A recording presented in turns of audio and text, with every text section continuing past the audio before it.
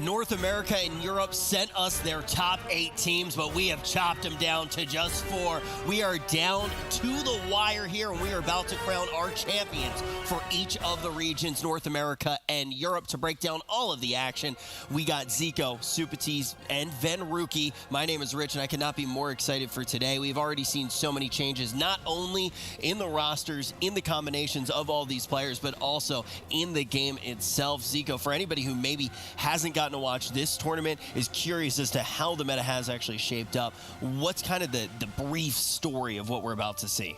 Well, last week we saw a lot of Resto Druids. The name of the game was basically stall it out, play those Resto Druid-based compositions. And now in this week, we've seen some changes to the mana regen, specifically for a lot of these healers. And now Druids are more likely to be going for those drinks. When we see more things like the Resto Shamans come into play, we've been seeing a lot of melee cleaves as well, paired up with those Resto Shamans. It's been exciting so far. And one of the things that I think is really interesting is how we saw first EU have their first take, but then North America gets a look. And as we can see on the bracket right now, NA took a slightly different approach to this meta. They had a little bit more time to figure some of the things out, and you're going to see a lot of those Shaman players progressing very far. Get Your Boy Dog versus the Boys. That's going to be our upper final. And we have Method Orange versus the Super Frogs, which that is just a matchup that I'm so excited to see. A few players going head-to-head that we haven't seen go head-to-head in a very long time. But first, we got to take a look at EU. Supatis, what are you excited for when we look at the top 4 teams that are still here for EU? Well, Group Therapy, Walrix's roster now having picked up Lone Tar.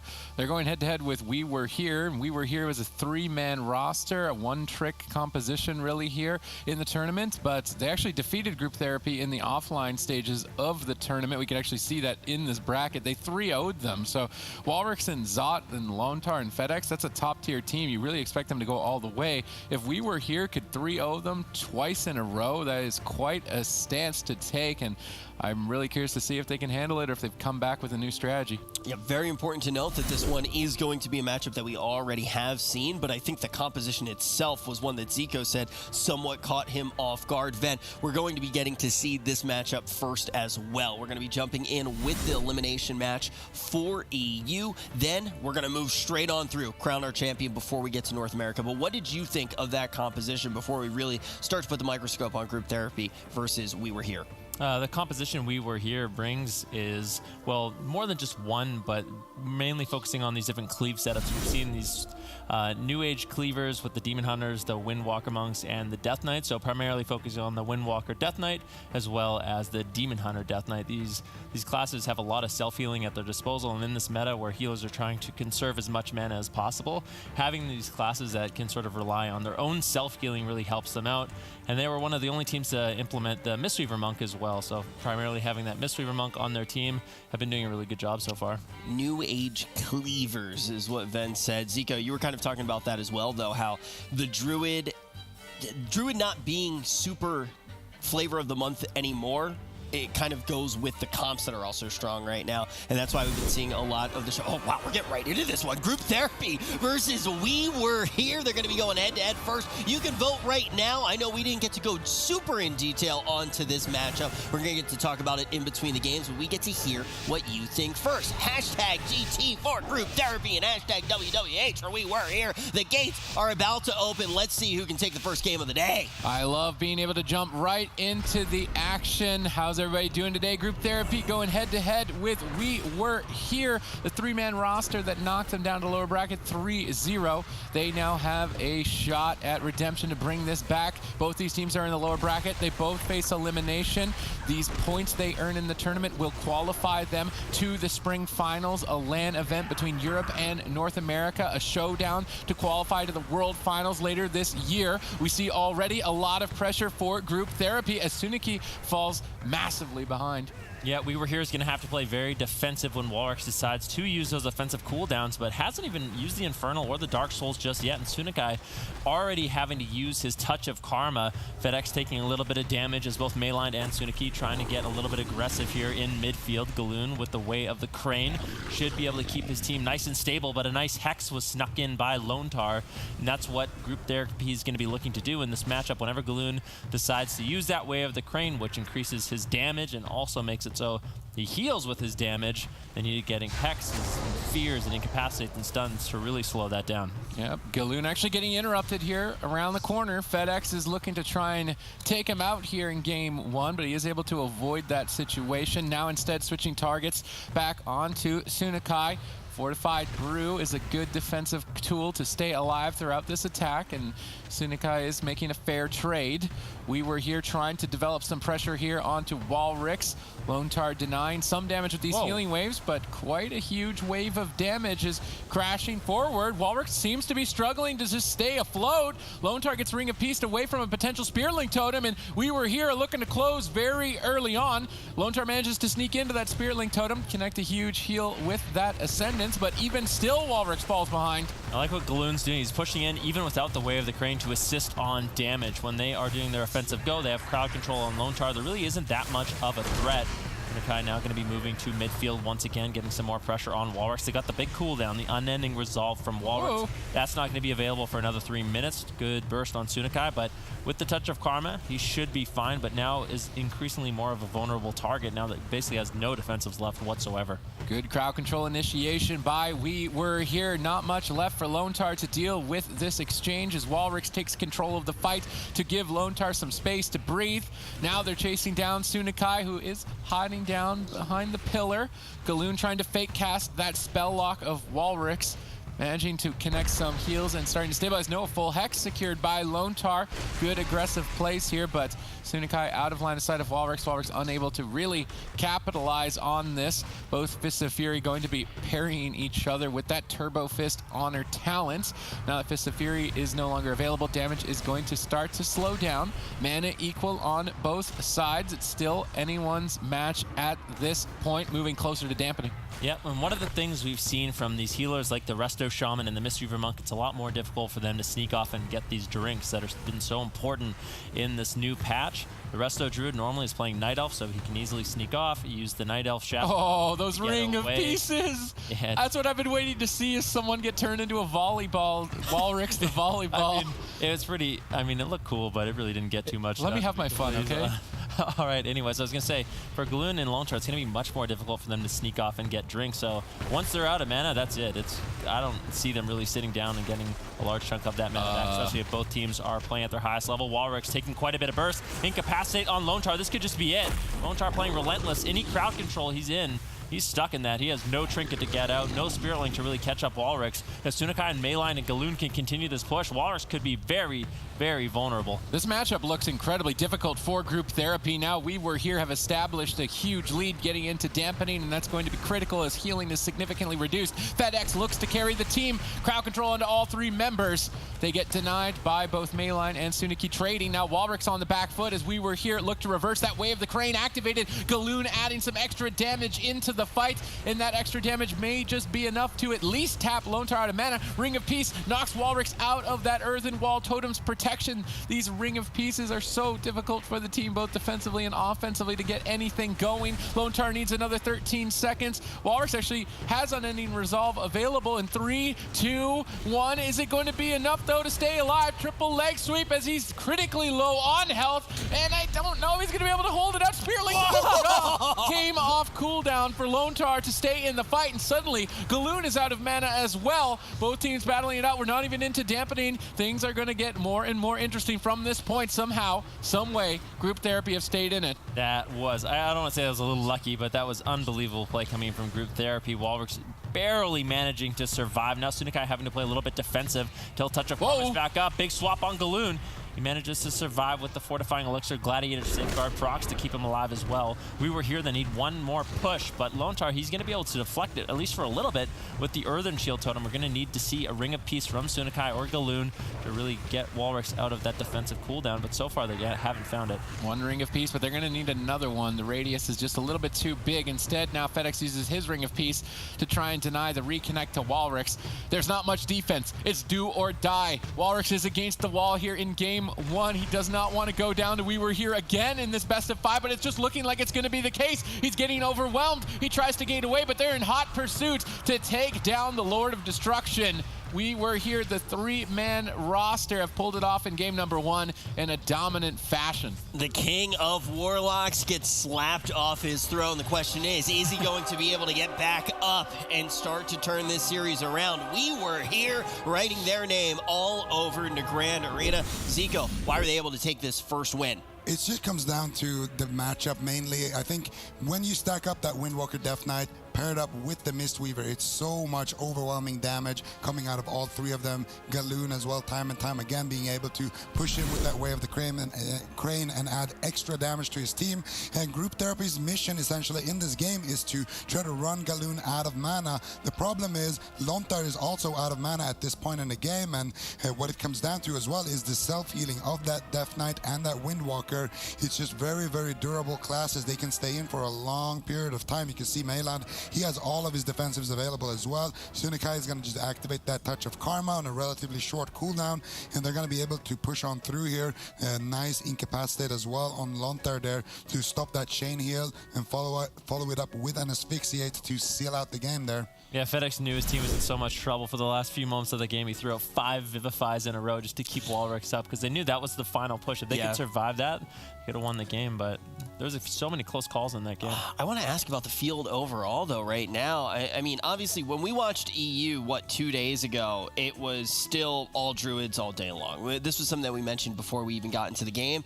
The changes come in. All of a sudden, you're going to see that reduction to mana regeneration. We know that Druids seemed to be one of the best things still, though, because they can easily get away for drinks. You expect to see a lot of Alliance Druids going for those Shadow Melts, getting into that cat form, prowling around and getting a drink. Now we've seen not only the healers start to change, but we've seen so many cleave compositions. This Walking Dead cleave, if you will, is one of the ones that has really jumped off the page. Zico, what are all the factors that have led up to this moment? Well, I think a big thing is the fact that the Druids are essentially less seen now is enabling all of these Windwalker cleave compositions to really shine. In the last week, we saw a lot of Mage, Resto Druid compositions. You're not going to run that Druid out of mana as easily. They're going to have a lot of control on those Windwalker monks, and then that's going to just shut down those type of compositions in general. And in the past, the way that the Windwalker Death Knights won those matchups was kind of just running at the healer, trying to incapacitate him into a leg sweep and just overwhelm those Druids. But with the addition of Gladiator Safeguard, it's just no longer a real option to go after those Druids. The risk versus reward it's just not favorable for the cleave. Now with that nerfed, we can see a lot more Windwalker DKs, and of course just in general with more Shamans, you can see that the Shamans, they like to be paired up with those cleaves, and that's what we end up seeing here.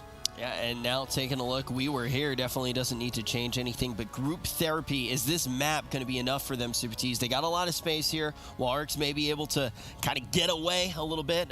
What did you call it? The Batmobile? Is that what he has? Did I say that? Yeah, you did. Yeah, you did. I remember that. I don't remember. This is out of context. I'm trying to remember the. Do you think his Batmobile will be enough to get away on Tolvaron? Honestly, not really. I think that We Were Here were in control of that entire first game and almost just playing with Walrix. If they time both of those Ring of Pieces during Earthen Wall Totem to knock them out of the defense, they can burn through so much more quickly, and then Group Therapy just run out of options. So Walrix is really just against the wall in this series.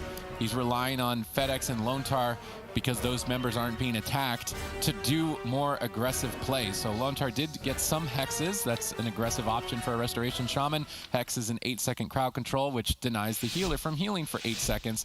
FedEx is left open because he's not being attacked. He can do maximum damage output. So with Lontar and FedEx left open, they need to do more to set Walrix up for success, because if you're a Warlock with a Death Knight in your face and a Windwalker in your face, that is already enough work on its own. Walric's going to need to try to find some space here and get away from these melees that want to cleave him down. Already using that gateway. Let's see if Group Therapy can bring this back and tie up the series. Yeah, we'll have to see. Sunikai taking quite a bit of damage very early on with the Incapacitate from FedEx onto Galoon. Touch of Karma gets traded out, and Sunikai ports away. Interesting decision there. It seems like so far We Were Here, they're a little bit behind, and really not too many offensives have been used so far by Group Therapy. FedEx and Lontar starting the game exactly the way that they needed to, with crowd control chains onto Galoon to deny his healing, forcing powerful defensive cooldowns from the likes of Sunikai and Mayline. Walrix is trying to set up for huge burst damage here moving forward. Lands a triple Shadow Fury, really trying to take it to We Were Here in game number 2. But with Wave the Crane activated, Galoon can just shake that off and lead the charge, adding tons of extra damage to the team, forcing potentially even more defensive cooldowns from Group Therapy. Perfect timing on that Wave of the Crane. Walrix is trying to sneak it out here towards the end with that Mortal Coil, but gets denied, and tons of damage is almost closing this game out in moments since it started. Lontar has managed to scramble it back together, but at the cost of his almost entire defensive arsenal. We Were Here are just dominating. Yeah, really, there's not too much that Walrus can do in this situation. The only thing he has a solid defense is that Earthen Shield Totem, and if Sunakai and Gallon do a good job with their Ring of Peace, they can just knock him out of that quite easily. FedEx responds with his own Ring of Peace, but he just gets knocked out of it so easily. This double monk setup is really punishing for this Restoration Shaman Warlock. Warlock doesn't have much mobility. I'm wondering if FedEx could have potentially ran like Ride the Wind, something like that for Walrus to at least try to get away for a moment, because with so much uptime from We Were Here, I just don't know how Lontar can heal through this. Lontar has secured a Hex, but his team is the one that's still quite far behind in terms of health, and this is game 2. Are they just going to move to match points so quickly here in the lower bracket? Walrix is facing an elimination, and it's not looking good overall in this series. Trying to do his best here, getting a spell lock onto Gallon, but with Way of the Crane activated, this attack is almost going to be completely thwarted. If they can't sneak in a kill in the next couple of seconds, Gallon will immediately start to top off Sunakai. A Maledict timing here to try and soak up that healing actually forces Sunakai to retreat away. The crowd control looks good from Lontar. FedEx is trying to close the match out, chasing down Sunakai, but Gallon connects that Life Cocoon, absorbing all of the hits and denying the kill. Mayline death gripping FedEx back and away from Sunakai. Gallon just simply needs to restabilize and recover, push forward. They've still got another minute before the real defensive cooldowns become available for Group Therapy. Lontar is trying to regenerate some mana behind the pillar, gets denied by Gallon, but now walks into a full Hex. A bit of a mistake here by Gallon, potentially an opening for Walrix. Sunakai, though, is preventing it with that paralysis, holding Walrix in place as We Were Here begin to retreat away and try to coordinate their assault. Yeah, Sunakai gets behind the pillar, touch of Karma coming up in 15 seconds, and that is when We Were Here normally feels very confident to push in, get aggressive, and try to all-in take down Walrix. So it's going to be a short window where they have Touch of Death, they have Touch of Karma, Way of the Crane. Everything that they need to take down Walrix is available, and there's no major defensives for Group Therapy. They don't have the Unending Resolve, they don't have the Spirit Link Totem. You can see Lontar, he's just sitting very far away, looking for as much healing as possible, wants to keep Walrix topped off, but Sunakai's been under a lot of pressure in this match. FedEx doing a really good job making sure that his team is getting pressure, forcing them a little bit defensive, but Sunakai now with Touch of Death looking to get aggressive on Walrix, but really Walrix not taking too much damage. Group Therapy using the map quite effectively to set up for a late game kill. Walrix leads the charge. Good double stun initiation. Fake casts the Mind Freeze on that Chaos Bolt, but he's still under pressure. He's trying to counter-aggress at the same time. It's a risky decision to make, but he tries to go for it. Gets a Ring of Peace on his cast. He goes for it with the Unending Resolve to try and secure the Chaos Bolt, but gets denied by Diffuse Magic. Now he is heavily behind in this position. Spirit Link Totem is likely to be required, but he's still leg swiped, unable to connect it with 1 second left. Lontar keeps them alive. He fake casts the Mind Freeze on the Chain Heal. Nice play by Lontar. Secures the Hex off the back end of an interrupt by FedEx. Good coordination as Group Therapy try to bounce back in the fight, but We Were Here are already retreating back around the corner and able to restabilize. Maybe not. FedEx moving forward, trying to keep their momentum. Yeah, and that's the second time in this series FedEx has saved his team's life by spamming out Vivify on that Windwalker Monk. You don't really see Windwalker Monks do that often with actually just casting out heals, but with Lontar in crowd control, with Relentless, Walrix barely surviving at 10,000 HP 2 games in a row.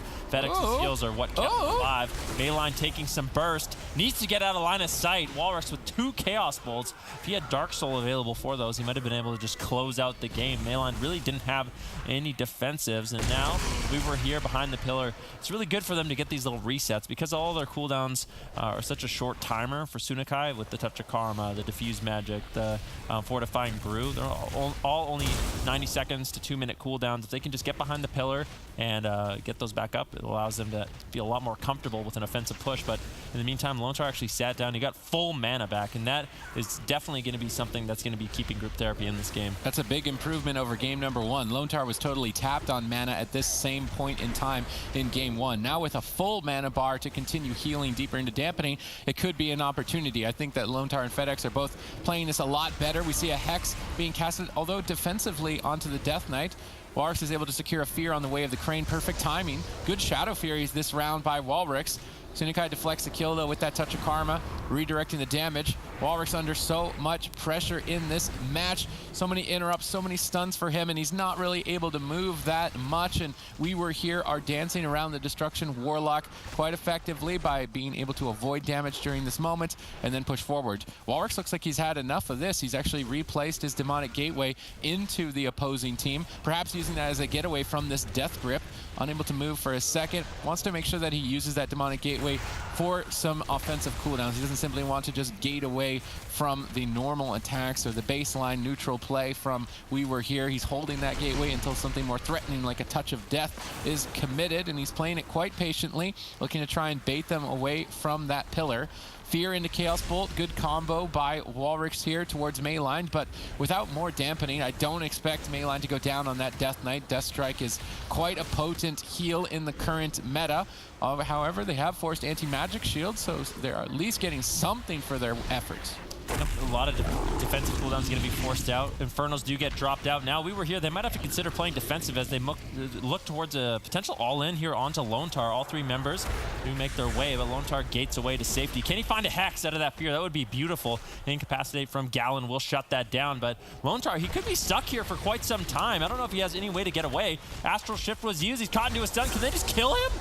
We Were Here really just going to look at Lone Tar for just a few moments, and they're able to take him down. FedEx with a nice ring apiece, a counter ring apiece, coming in from Gallon to keep him out of that defensive cooldown. Lone Tar still trying to cut away and keep himself alive with his Ascendance. He has the Spirit Link Totem available. That was a really close call. Ooh. Big damage from We Were Here. Full Hex secured on Gallon. Nice crowd control by Group Therapy. Perfect recovery on Lone Tar's part. He's looking unfazed here in game number 2 and wanting to secure this match. Sunakai low on health. Lone Tar low on health. He's trying to make a getaway. He's managed to get around the corner. Mayline can't get over there. He's going to be switching targets, but without Sunakai's support, Walrix is raining down terror with these Chaos Bolts. Lone Tar again looks for a Hex. Gallon portals out of line of sight and avoids it, now buying himself time to top the team, but his mana situation is not looking too great, and FedEx is getting some good pressure. Cataclysm hits the whole team. Walrix is starting to ramp up. That Dark Soul, unfortunately, though, was completely avoided. It will line up well with his Infernals in roughly another minute and 30 seconds, and that big timing window is where Group Therapy can look to close the match. Walrix once again repositioning that Demonic Gateway, so if he gets Death Gripped around the corner, he can use that to escape, and Lone Tar takes the opportunity when the enemy team is playing overly defensive to reset his mana. Good presence of mind to play it out for a late stage match. Lone Tar is setting himself up for success here in game number 2. It's a much better played round overall from the team of Group Therapy, and they're showing signs of life. Yeah, this map is really good for them to escape, and it forces Sunakai to run so far away. Walrix, he has his Infernals and Dark Soul up in 1 minute. If they can hold on, We Were Here is going to be in a lot of trouble. That's Life Cocoon forced out onto Sunakai as he is in his Ring of Peace and portaling away. Lone Tar throwing in some Lava Burst as well.